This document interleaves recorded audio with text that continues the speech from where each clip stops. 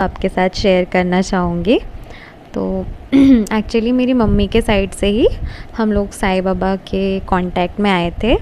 मैं तो मुझे पता नहीं, याद भी नहीं है, बचपन से ही हम लोग के पूजा घर में साईं बाबा का फ़ोटो हमेशा रहता था। मैं मम्मी के साथ बाबा का भजन करती थी, तो बचपन से मम्मी की तरफ से ही साईं बाबा के साथ मेरा जो भी कनेक्शन है it's because of her only. तो आपको समझ में ही आता होगा कि मेरी मम्मी कितना साईं बाबा से जुड़ी हुई है, कितने टाइम से, और कितना प्यार करती है बाबा को। और हम लोग आए दिन आपका चैनल में सुनते रहते हैं साईं संदेश, और जो भी एक्सपीरियंसेस आप डालती है।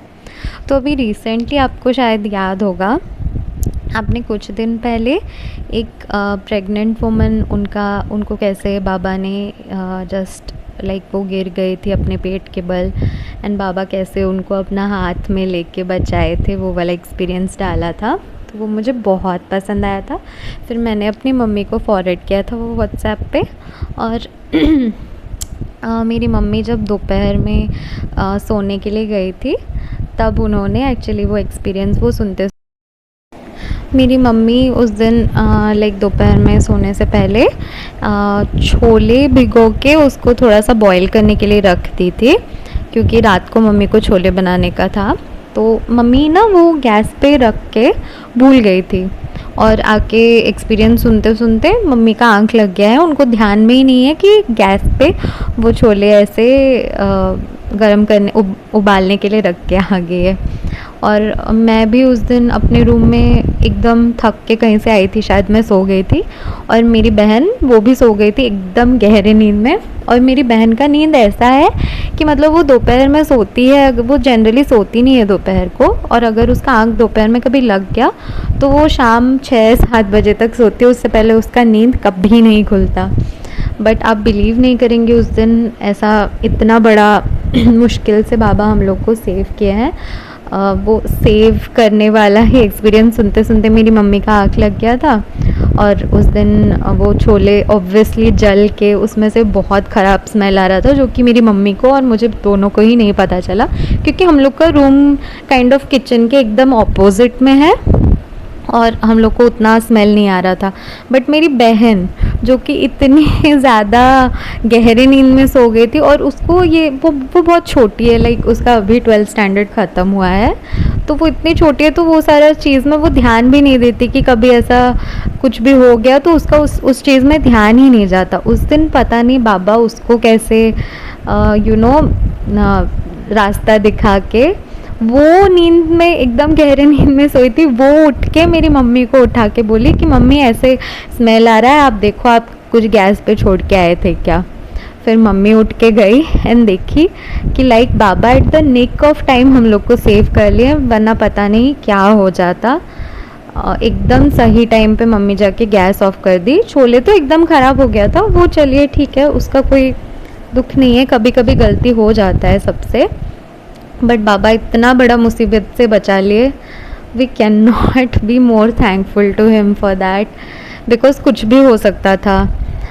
उसमें आग लग के पता नहीं, अगर गैस में पाइप में कुछ कहीं पे भी आग लग जाता, कुछ अनहोनी हो जाता, तो हम तीनों घर पे थे, कुछ भी हो सकता था। और सीरियसली बाबा तो हमेशा बचाते ही हैं, बट उस दिन आपका बचाने वाला एक्सपीरियंस सुनना और बाबा का हम लोग को टाइम पे बचाना हम लोग के लिए लाइक बहुत बड़ा बात था। तो ये था मेरी मम्मी का एक्सपीरियंस नंबर 1। और दूसरा एक्सपीरियंस जो अभी एकदम रिसेंटली हुआ है, वो ये था कि लाइक हम लोग उड़ीसा में रहते हैं, तो यहाँ पे लाइक भुवनेश्वर जहाँ पे हम लोग रहते हैं, वहाँ पे बारिश एकदम से चालू हो गया है। तो क्या होता है, सुबह के टाइम पे एकदम धूप रहता है, फिर जैसे ही 12-1 बजता है, उसके बाद एकदम बादल होके बारिश होने लगता है। फिर कभी कभी ऑटोमेटिक वो बंद हो जाता है, फिर कभी चालू होने लग जाता है। ऐसे शाम के टाइम पे बारिश लगा हुआ रहता है। और एक्चुअली प्रॉब्लम क्या है कि हम लोग के घर को आने का रास्ता बहुत ज़्यादा ख़राब है। तो मेरी मम्मी जनरली हम लोग को बोलती है कि कोई भी काम तुमको करना है बाहर जाके, तो तुम सुबह के टाइम पे उसको फिनिश कर लो, शाम के लिए मत रखो। क्योंकि थोड़ा सा सेफ़ नहीं है बारिश में ऐसे स्कूटी में जाना, कहीं पे गिर गई या कुछ भी हो गया, तो इसीलिए मम्मी मना करती है, जो कि हम लोग मानते भी हैं, मैं और मेरी सिस्टर। बट उस दिन क्या हुआ, मेरी सिस्टर का डांस क्लास था, लाइक बहुत ही ज़्यादा टाइम बाद। तो मम्मी ने बोला ठीक है, उसको डांस क्लास वैसे ड्रॉप करके वापस लेने आ जाना। तो मैं जब वो अच्छे से डांस क्लास चली गई तब प्रॉब्लम नहीं हुआ, लेकिन उसका अराउंड 7 o'clock को डांस क्लास ख़त्म होने वाला था, तो तब बारिश नहीं हो रहा था बिल्कुल भी। मैं तब स्कूटी लेके गई थी उसको लाने के लिए। आप बिलीव नहीं करेंगे, मैं आधे रास्ते से भीग के गई उसके डांस क्लास तक पहुंची, क्योंकि अचानक से इतना ज़ोर से बारिश होने लगा, इतना ज़ोर से बारिश होने लगा, एकदम मतलब रुकने का नाम ही नहीं ले रहा था, और एकदम कंटिन्यूस बारिश हो रहा था। ऐसे लग रहा था कि जैसे रोड पे भी फ्लड जैसा पानी चलने लग गया था। तो बहुत ज़्यादा बारिश, बिजली, थंडर स्टॉर्म टाइप का हो गया था। तो मैं जैसे तैसे करके उसके डांस क्लास तक पहुंच गई, बट मम्मी को वही था कि मैं तो चली गई ठीक ठाक से उधर पहुंच गई, बट वापस कैसे आएंगे हम दोनों, क्योंकि एकदम लाइट वगैरह कुछ भी नहीं था। ऑब्वियसली रोड्स में बारिश की वजह से सब बंद हो गया था, और इतना ज़्यादा पानी, बारिश रुकने का नाम ही नहीं ले रहा था। और सबसे बड़ा इशू ये हो रहा था कि हम लोग ओला उबर करके कुछ भी आ जाते घर को, बट उधर से बारिश की वजह से ओला उबर कुछ भी नहीं शो कर रहा था, बिल्कुल ही नहीं दिखा रहा था उधर। तो फिर मम्मी बहुत टेंस्ड हो गई, उनको डर लगने लगा। मेरे पापा भी हम लोग के साथ यहाँ पे लाइक रहते नहीं है, उनका पोस्टिंग कहीं दूसरे जगह पे है। तो पापा के एब्सेंस में भी मम्मी बहुत डर गई कि पापा होते तो चलो वो जाके ले आते हम लोग को। तो वैसा भी नहीं है, अब क्या करे क्या नहीं, मम्मी बहुत परेशान हो रही थी। फिर मम्मी सोची कि ठीक है छोड़ो, हम लोग मैं परेशान होके कोई फ़ायदा नहीं है, मैं सिर्फ बाबा का नाम लेती हूँ, बाबा कुछ ना कुछ कर ही लेंगे, उनको सेफली घर पहुँचा देंगे। और मम्मी बाबा का नाम जप करना स्टार्ट की। आप बिलीव नहीं करेंगी, मम्मी बाबा का नाम जप करना स्टार्ट की, उसके लाइक 10-15 मिनट बाद बारिश एकदम थम गया। लाइक कहाँ थंडर स्टॉर्म वाला बारिश हो रहा था, मुझे लग रहा था रोड्स भी फ्लड हो जाएंगे। बारिश एकदम थम के पूरा आसमान क्लियर हो गया। हाँ, ये गुरु पूर्णिमा वाला बात था, तो इतना क्लाउडी था कि गुरु पूर्णिमा का चांद ही नहीं दिख रहा था मैं जब वहाँ पे पहुँची थी। और बाबा की महिमा देखिए कि मेरी मम्मी जाप करना स्टार्ट की हम लोगों के लिए।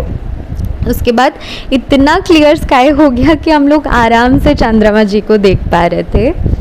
तो बहुत अच्छे मन से फिर मैं अपनी मम्मी को कॉल करके बोली कि यहाँ पे ऑटो वोटो का तो कुछ मिल नहीं रहा है, लेकिन अभी बारिश एकदम थम गया है, तो हम लोग स्कूटी लेके वापस आएंगे। और आप बिलीव नहीं करेंगी, इट वॉज़ लाइक बाबा हमारे साथ ही थे जब तक हम लोग सेफली घर पहुँच नहीं गए। एकदम अच्छे से बाबा ला के उसके डांस क्लास से हमें अपने घर तक पहुँचा दिए। और बीच में कुछ बारिश या कुछ भी स्लिपरी रोड, कुछ किसी भी चीज़ का हम लोग को प्रॉब्लम नहीं हुआ। तो इतना अच्छा लगा ना कि बाबा मतलब बड़े से बड़ा खतरा टाल देते हैं, छोटे से छोटा चीज़ हम लोग का सुनते हैं। बस वही है कि जब भी कोई मुश्किल हो, बाबा को बस याद करने की देरी होती है। कभी कभी हम याद भी नहीं करते तो भी बाबा हमारा काम कर देते, क्योंकि वो तो हमेशा हमको प्यार करते हैं। बट अगर हम लोग उनका हेल्प मांगे और उनके बस में हो, हेल्प नहीं करे, ऐसा तो कभी हो ही नहीं सकता। तो हम लोग का तो वही है, हम तीनों चारों लोगों का, मैं, मेरी मम्मी, मेरी बहन, मेरे पापा, कि बाबा ही सब कुछ है। सब कुछ हमारे लाइफ में वहीं कार आ रहे हैं। कोई प्रॉब्लम है तो उनसे बोलो, कुछ अच्छा होता है तो उनके साथ शेयर करो, उनको उनके तरफ ग्रेटफुलनेस दिखाओ कि बाबा इतना कुछ अच्छा दे रहे हैं। हाय सुयशी जी, कमिंग टू माई एक्सपीरियंस, मेरे लिए 15 जुलाई 2022 बहुत बहुत बहुत मेमोरेबल डे मेरे पूरे लाइफ का होगा। बिकॉज़ एक्चुअली मैंने अभी CA फाइनल एग्ज़ाम्स के लिए अपेयर किया था, तो उसमें जैसे 2 लेवल्स का एग्ज़ाम होता है, तो मेरा जो लेवल 1 है CA फाइनल का, उसका रिज़ल्ट आया 15 जुलाई। And it was really Baba's miracle कि मेरा वो क्लियर हो गया। तो वो मिरेकल के ऊपर तो हम लोग बात करेंगे ही ऑब्वियसली, बट उससे पहले क्या हुआ था, मैं आपको बहुत सुंदर बाबा का एश्योरेंस देने का जो तरीका होता है उसके रिलेटेड एक मिरेकल है। तो मैंने अपना एग्ज़ाम दिया था जब मई एंड की तरफ, तब ऑब्वियसली मैं बाबा के साथ बहुत कनेक्टेड थी throughout the exam, because Baba ही आप बोलना चाहें तो मेरे पिलर ऑफ स्ट्रेंथ थे throughout, not during just the exam, हमेशा से ही हैं, बट ऑब्वियसली एग्ज़ाम के टाइम पे इतना स्ट्रेस रहता है, इतने लोगों का एक्सपेक्टेशंस रहता है, इतना ज़िम्मेदारी रहता है, और स्पेशली मैं मेरे घर की बड़ी बेटी हूँ, तो मम्मी पापा सबका बहुत एक्सपेक्टेशंस रहता है। तो बाबा नहीं होते तो ऑब्वियसली ये पूरा जर्नी शायद ही मैं टेकअप कर पाती। एनी विच वेज़, तो एग्ज़ाम बाबा की दया से काफ़ी अच्छा गया मेरा। उसके बाद एक्चुअली क्या हुआ, मेरा एग्ज़ाम ख़त्म होने के बाद मुझे बहुत मन था जाके बाबा का दर्शन करने का, उनके मंदिर जाने का, बट कुछ ना कुछ रीज़न से वो हो नहीं पा रहा था एक्चुअली। लाइक कभी फॉर एग्ज़ाम्पल किसी का बेबी हो रहा था हम लोग के घर पे, तो उसका होता है कि 7 डेज़ तक आप नहीं जा सकते टेंपल में। फिर कभी बारिश हो गया, कभी कुछ, कभी मुझे पीरियड्स हो गया, ऐसे होते होते मैं बिल्कुल टेंपल ही नहीं जा पा रही थी बाबा के।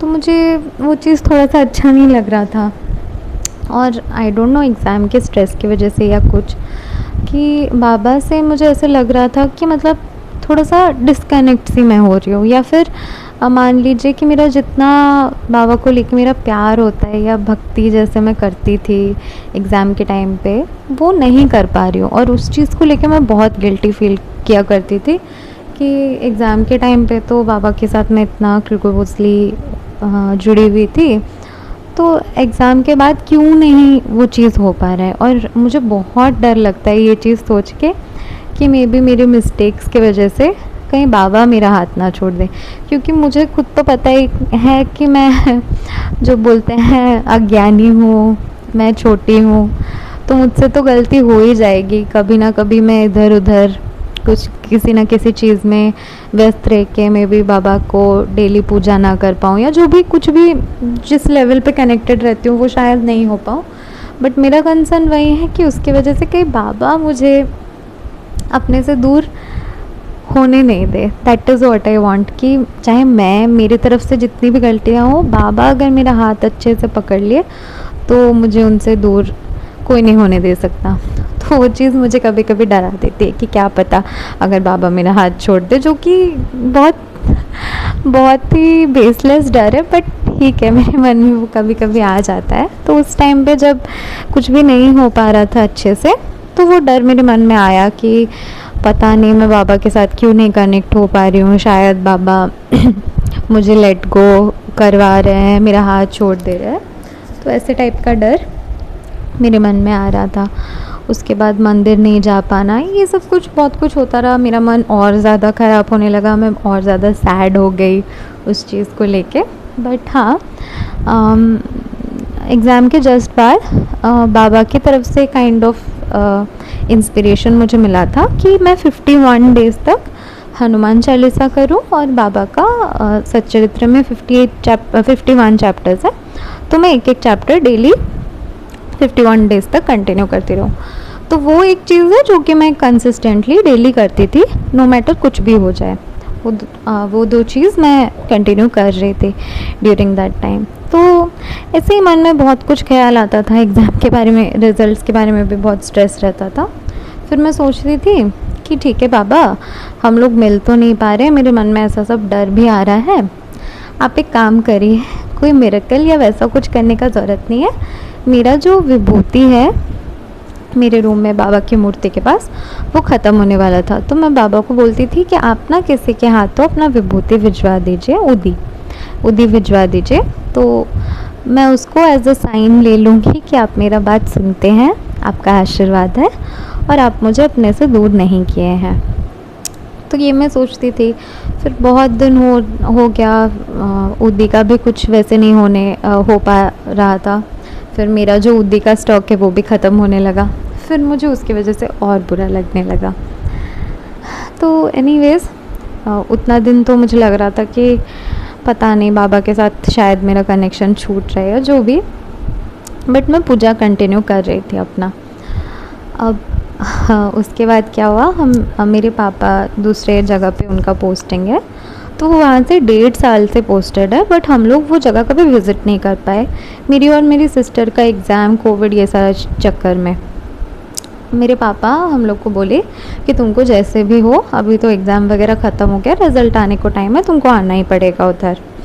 तो हम लोग उधर गए थे, और जहाँ पापा का पोस्टिंग है उसी एरिया के आसपास और एक सिटी है राउरकेला बोल के, उधर हम बचपन में हम लोग 4 साल उधर ही रहे हैं। पापा के जॉब के, गवर्नमेंट जॉब है मेरे पापा का, तो पापा के जॉब के टाइम पे हम लोग वहाँ पे 4 साल रुके थे। तो पापा ने बोला कि उधर भी एक बार घूम के आ जाएंगे, और वहाँ पे एक हनुमान वाटिका करके एक प्लेस है, जिसमें हनुमान जी का एक बहुत कितना 60 फीट या समथिंग का, शायद 30 या 60 फीट ऐसा करके कोई मैं तो मुझे सही में नहीं पता, बट बहुत टॉल मूर्ति है जो कि उसका मेन अट्रैक्शन है। बट वो हनुमान वाटिका जो प्लेस है उसमें और एक चीज़ बहुत अच्छा है कि उसमें सारे भगवान जी का, जितने भगवान जी उड़ीसा में माने जाते हैं, पूजा किए जाते हैं, बहुत सारे भगवान जी का, हर रीजन से सबका वहाँ पे टेंपल भी है छोटा छोटा। एक प्लेस में बहुत सारे भगवान जी का आपको टेंपल मिल जाएगा। गणेश जी, शिव जी से लेके वैष्णो देवी माता, सब कोई का टेंपल है। तो हम लोग जब 2013 में उस प्लेस से शिफ्ट हुए थे, 2009 में, सॉरी नॉट 2013, 2009 में हम उस प्लेस से शिफ्ट होके जब आए थे, तब वहाँ पे साईं बाबा का कोई भी मंदिर नहीं था। तो मुझे पता था कि हम लोग उधर जाएंगे, दर्शन बाकी सारे भगवान जी का करेंगे, पर पता नहीं क्यों हम लोग का जिस दिन उधर जाने का प्लान था, मैं उसके पहली वाली रात सोते सोते ऐसे सोच रही थी मन मन में कि बाबा कल मैं वो प्लेस तो जा रही हूँ, इतने सारे भगवान जी का दर्शन होगा, वहाँ पे तो आपका शायद दर्शन नहीं हो पाएगा, पर एटलीस्ट हम लोग वापस आते टाइम कहीं पे आपका कोई मंदिर हो, आपका दर्शन हो जाए तो कितना अच्छा बात होगा। ये मैं बस अपने मन में बाबा को बोल के उस रात सो गई थी। फिर हम लोग नेक्स्ट डे हनुमान वाटिका गए, वहाँ पे इतने सारे भगवान जी का टेंपल दर्शन करते करते आगे बढ़ते गए। आप बिलीव नहीं करेंगी, हनुमान वाटिका में साईं बाबा का इतना सुंदर टेंपल था, और मैं देख के एकदम हैरान रह गई, क्योंकि हम लोग जब उधर से शिफ्ट हुए थे तब वहाँ पे बाबा का मंदिर नहीं था, एंड अपेरेंटली हम जिस साल शिफ्ट होके आए थे उसके बाद वाले साल से बाबा का मंदिर बनना शुरू हुआ था, जो कि मुझे बिल्कुल याद नहीं था। एंड बाबा इतना अच्छा सरप्राइज़ दिए उधर उनका मंदिर में उनका दर्शन करवा के। मैं तो उनका मंदिर देख के ही एकदम खुशी से पागल हो गई कि मैं कल रात यहीं विश कर रही थी। इतना दिन से अच्छे से बाबा से मिलना भी नहीं हुआ था उनके मंदिर में, और कितना अच्छा बाबा ने मुझे सरप्राइज़ दिया मेरे मन की बात जान के। मैं ऑनेस्टली बहुत खुश हो गई थी। फिर हम लोग टेंपल के अंदर गए और उधर उतना भीड़ नहीं था, तो मैं तो और भी ज़्यादा खुश हो गई थी कि मैं एकदम अच्छे से बाबा को दर्शन करके जाऊंगी। इसी से ही मेरा मन भर गया था, मुझे और कुछ नहीं चाहिए था। बट आप देखिए बाबा की महिमा। वहाँ पे जो पंडित जी थे वो हम लोग को पास बुला के एकदम मेरे हाथ में साईं बाबा का जो मौली धागा होता है वो बांध के आशीर्वाद करके मेरे हाथ में इतना सारा प्रसाद दिए और बोले आराम से खाओ बेटा। और वो जो मेरे हाथ में धागा बांधे मेरे को प्रसाद दिए, मुझे, मैं सच बता रही हूँ, इतना अच्छा फील हुआ। मैं आपको वर्ड्स में डिस्क्राइब ही नहीं कर सकती वो फीलिंग। मुझे ऐसा लगा कि बाबा ने, इतना दिन से मैं उनसे लड़ रही थी, झगड़ रही थी, सैड हो रही थी उनके फ़ोटो के सामने, तो वो चीज़ साईं बाबा ने गिफ्ट दी कि मेरा मन खुश करने के लिए ये सब किया। मैं वही सोच रही थी। बट बाबा का मिरेकल वहाँ पे स्टॉप नहीं हुआ सुयशी दी। आपको बिलीव नहीं होगा, भुवनेश्वर में हम लोग ये वाला एरिया में भगवान जी का जो टेम्पल में अंदर का पोर्शन होता है जिधर मूर्ति रखा रहता है, उधर जनरली कोई भी टेम्पल में जाने नहीं देते और भगवान का मूर्ति छूने नहीं देते। बट उधर हम लोग प्रसाद खाने के बाद वो पंडित जी बोले आप हाथ धो के आइए और बाबा का अच्छे से दर्शन कीजिए। और सुयशी दी, मैं तब तक हम लोग कितना सारा टेम्पल्स घूम के आए थे, मेरे हाथ में प्रसाद भी नहीं था, फूल भी नहीं था, मैं बस बाबा को ही दिख के इतनी खुश हो गई थी। बट मेरे मन में आ रहा था कि काश मैं थोड़ा और प्रसाद और फूल ले आती तो बाबा को भी चढ़ा देती। और ये थॉट मेरे दिमाग में आया ही है कि पंडित जी हम लोग को अंदर बुला के खुद से फूल दे के, खुद से प्रसाद दे के बोले मैं बाबा का आरती नहीं करोगे, बाबा का चरण पकड़ के तुम आशीर्वाद नहीं लोगे। तो वो अंदर लेके मैं शॉक्ड हूँ अभी तक। जब भी मैं सोचती हूँ इस चीज़ के बारे में, मैं बाबा का पैर टच कर पाई, बाबा का मूर्ति का, जो मैंने कभी सोचा भी नहीं था कि ये पॉसिबल है कि मैं बाबा का मंदिर का मूर्ति टच करके उनका पैर आशीर्वाद ले पाऊँगी। मैंने उनका जो बोलते हैं ना, उनका पैर ऐसे ऐसे किया जैसे दबाते हैं बाबा का पैर, मैं दबा के उनका पैर, मुझे इतना खुशी हुआ। मैं फूल भी चढ़ाई जो पंडित जी दिए थे, हम लोग प्रसाद भी दिए, साथ में मिलके हम लोग बाबा का आरती भी किए। इतना सुंदर दर्शन था, इतना सुंदर दर्शन था, मैं एकदम ब्लैंक हो गई। मैं पता नहीं क्या क्या सोच के गई थी कि ये मांगूंगी वो मांगूंगी, कुछ मेरे दिमाग में कुछ भी नहीं रहा। बस यही रहा कि क्या दर्शन दिए बाबा आपने। इतना दिन जो बोलते हैं मैं तरस रही थी आपका दर्शन पाने के लिए, लेकिन आपने इतना सुंदर दर्शन दिया जो मैं कभी ज़िंदगी में ना भूल पाऊँ। बहुत अच्छा लगा। बट यहाँ पे भी बाबा का स्टोरी ख़त्म नहीं होता। हम लोग निकलने ही वाले थे मंदिर से इतना खुश होके, तो पंडित जी बोले तुम द्वारका में नहीं जाओगे। मैंने सोचा यहाँ पे इतना छोटा सा टेम्पल में कहाँ से द्वारका में आएगा। बट आप बिलीव नहीं करेंगे, मंदिर के पीछे की तरफ नीम का पेड़ था, उधर एक धूनी माई भी उन्होंने रखा हुआ था जो कि वो कंटिन्यूसली जलाते थे। और उसके पास बाबा का एक छोटा सा मूर्ति और शिव जी का एक छोटा सा शिवलिंग रखा हुआ था। और मेरे लिए वो टाइम बहुत डिफ़िकल्ट था, एग्ज़ाम के स्ट्रेस और बहुत सारा डिफरेंट रीजंस की वजह से। एंड आप बिलीव नहीं करेंगे, हम लोग 4 जन उधर गए थे और बाबा बस मेरा मन जान लिए, सच बता रही हूँ सुयशी दी।